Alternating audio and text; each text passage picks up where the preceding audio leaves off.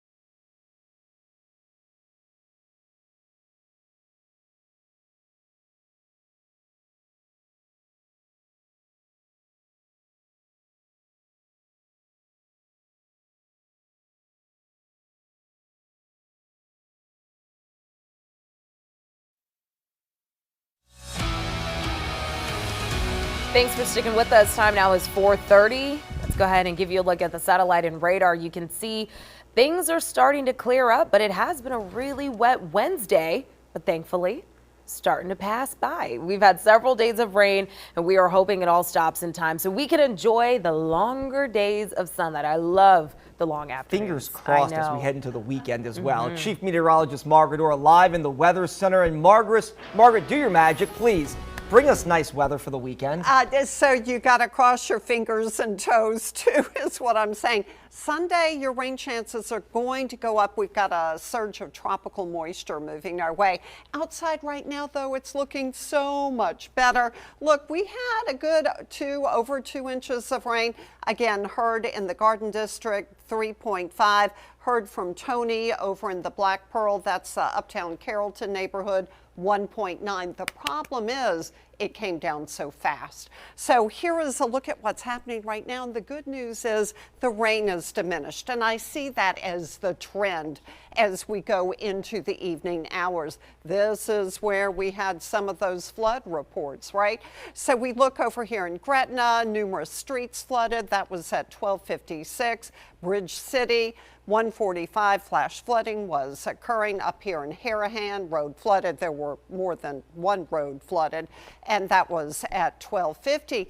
But you look at the rainfall totals, and this Doppler indicated rainfall, and it was close to 2 inches. We do have some rain off to the west, moving northeast. It's going to be heading towards Laplace by about 5:01. On the North Shore, this is a band of rain and storms. It's moving to the northeast, so it's going to be heading towards Bogalusa by about 4:51. Not much in South Mississippi. And then there is some drier air aloft, but you can't feel it at the surface. High today, 87 about the area now, mid to the upper 80s. And you look at the forecast, the good news is rain will decrease, upper 70s to the mid 80s with that potential for a little bit of fog in the morning. More on that all-important weekend coming up. All right, Margaret, thank you. And of course, WDSU as you covered during any weather threat. So please pull out your cell phone, open up the camera, and scan that QR code on the right of your screen. It's going to take you straight to our weather page where the advisories that are up right now are all in place. Let's head to Jefferson Parish because there are serious concerns about the number of economically disadvantaged children. Some estimates put that number at more than 20,000 kids. WDSU's Morgan Lentis is live in Metairie to explain how the Parish Council is stepping up to make sure there is access to early childhood education services, no matter what the cost is. Morgan. Yeah, Travers. So Councilman Scott Walker recently announced a $225,000 donation that will help with those education efforts. That money is coming from the Parish Council, and it will pay for the schooling of 16 children ages 5 and under. That money will go through the Jefferson Parish public school system before eventually ending up in the hands of the Jefferson Ready Start Network. That is a group made up of child care experts who will then distribute the necessary services. And Walker admits helping just 16 kids is the start to dealing with a very complex issue. Every great operation has to have a start. You have to begin before you can get anywhere close to the end, and the journey is the more important thing. So we're not looking at the finish line for this thing, we're looking at the start and how we can make it better as we go forward in the next year to 10 years. And so coming up all new at 5, we talk to a third-generation daycare owner in the Metairie area. She explains why early childhood education is so important for the entire community. For now, reporting live in Jefferson Parish, I'm Morgan Lentis, WDSU News. Morgan, thank you. New today at 4, New Orleans needs more firefighters. They are short more than 100 firefighters, and that would only bring them up to the minimum the city says it needs. The head of the city's firefighter union shared these numbers today with the city council's budget committee. Aaron Mishler says the department will exceed its overtime budget because they don't have enough firefighters to cover each shift. The city cannot match the pace of retirements and resignations, and Mishler says a lot of these firefighters are taking jobs with other departments. We're not competitive with not just in the region, but within the state. We're not competitive based on pay and emoluments that other departments are getting within the state. The mayor's office hasn't responded yet to Mishler's claims. The fire department says it's on track to record a $4 million deficit this year. Let's get you now to our coronavirus coverage. There's some new data from Johns Hopkins University, and it shows Black people as well as younger people are dying at a higher rate than any others. Deaths among Black Americans made up nearly 19% of all COVID deaths in May. Also, according to the CDC, Black people and American Indians have been more than twice as likely to die of COVID in recent weeks. Nearly 300 people are still dying each and every day across the United States. And now there's that new concern about the COVID variant first discovered in India. Medical workers say it's poised to become the dominant strain across the country. And top U.S. health leaders are concerned because they say it could cause more cases of COVID across the country later this year. Mandy Gaither explains why. It may already account for 1 in every 5 COVID-19 infections in the U.S. The Delta variant is currently the greatest threat in the U.S. to our attempt to eliminate COVID-19. New research suggests that variant is spreading more quickly through areas where fewer Americans are vaccinated, and top U.S. health officials believe it will be the predominant variant in the U.S. in the months, if not weeks, ahead.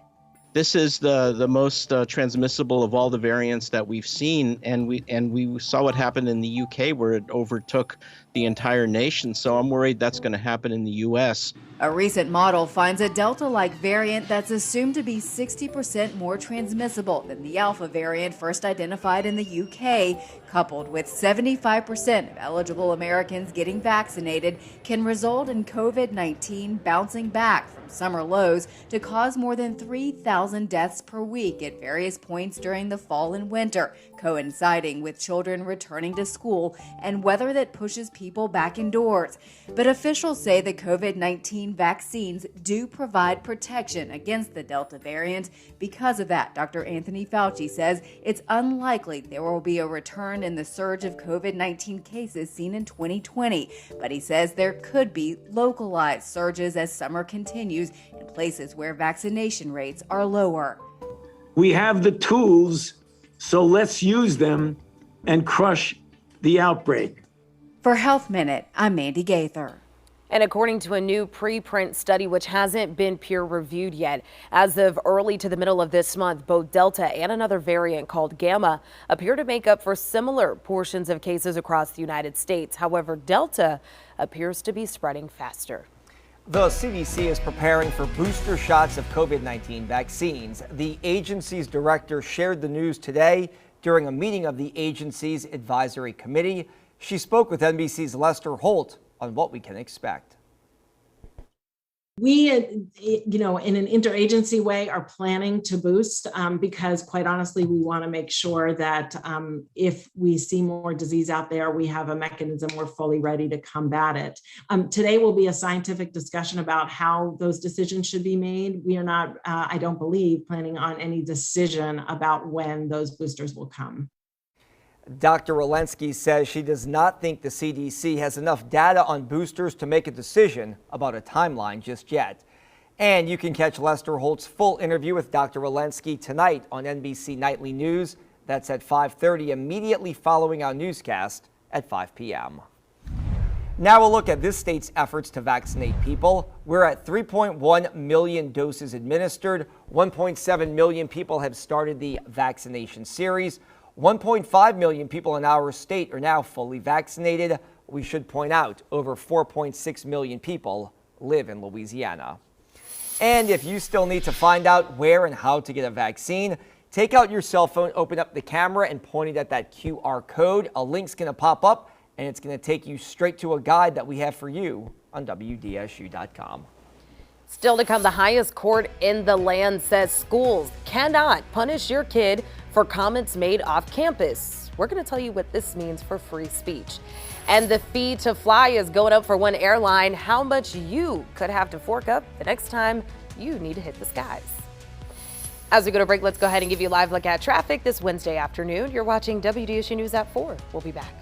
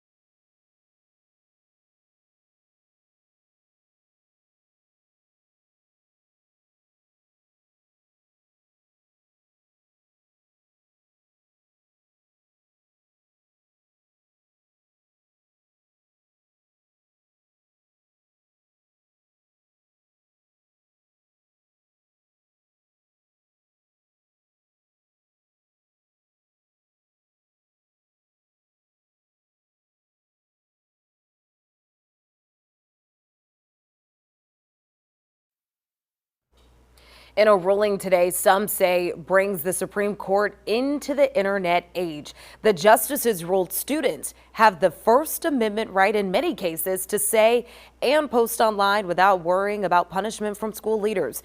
Jay Gray tells us exactly what this means for free speech.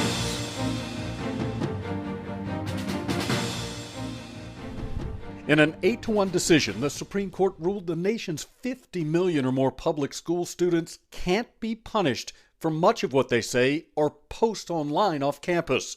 The case centering around Brandy Levy, who was a 9th grade junior varsity cheerleader at a Pennsylvania high school when she posted a profanity-laced message on Snapchat after learning she didn't make the varsity squad.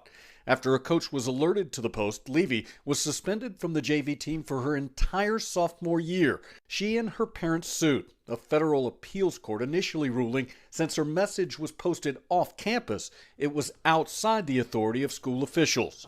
So the justices here just set out some general goalposts on which they could go ahead and agree, and then said, look, this student was just talking off campus about the cheerleading squad without threatening anyone on her own time, talking to her own social circle. That's not close enough to the interest of the school to permit her to be punished. The ruling does not protect all off-campus expression. Disruptive, harmful, or bullying speech can still be punished by schools. But the justices did seem to broaden First Amendment protections, with students now spending extended time communicating through social media and text messages. Jay Gray, NBC News. All new today at 4, one area in retail never took a hit during the pandemic. We're talking about gun sales. In fact, numbers keep on going up since the pandemic started. And there are 2 groups helping out with this: Black gun owners and women. That's according to the National Shooting Sports Foundation. The number of black buyers went up 58% last year compared to 2019. That's more than any other group. I feel like in this country, in this climate, if you don't know how to take care of yourself, you're at a disadvantage. I'm talking to black doctors, nurses, lawyers, biochemists from every walk of life in the African American community, and they're saying, hey, Phil, we had conversations about getting a gun tonight. Perception when it comes to black people and guns. The gun owners say they're worried about rising crime just like everybody else and should be able to exercise their Second Amendment rights. Also all new at 4, over $11 billion. That's how much money was raked in across the United States during Amazon's 48-hour Prime Day. Adobe Analytics says overall e-commerce transactions were up more than 6% compared to last year and slightly more than Cyber Monday, which was the busiest digital sales day on record. However, Prime Day was a 48-hour event rather than the 24-hour Cyber Monday splurge after Thanksgiving. Amazon, we should point out, has never disclosed total Prime Day sales figures. Frontier Airlines has started adding a small fee for COVID safety concerns. The airline, well known for having low ticket costs, but a lot of add-on fees, has started tacking on a COVID safety fee. Frontier says the $1.59 per ticket COVID recovery fee is to offset costs like increased sanitation and cleaning on its planes, as well as personal protective equipment for employees. The move comes as the airline has stopped taking temperatures for passengers and crew members. The airline says it ended that practice on June 14th, citing the CDC guidelines and falling infection rates.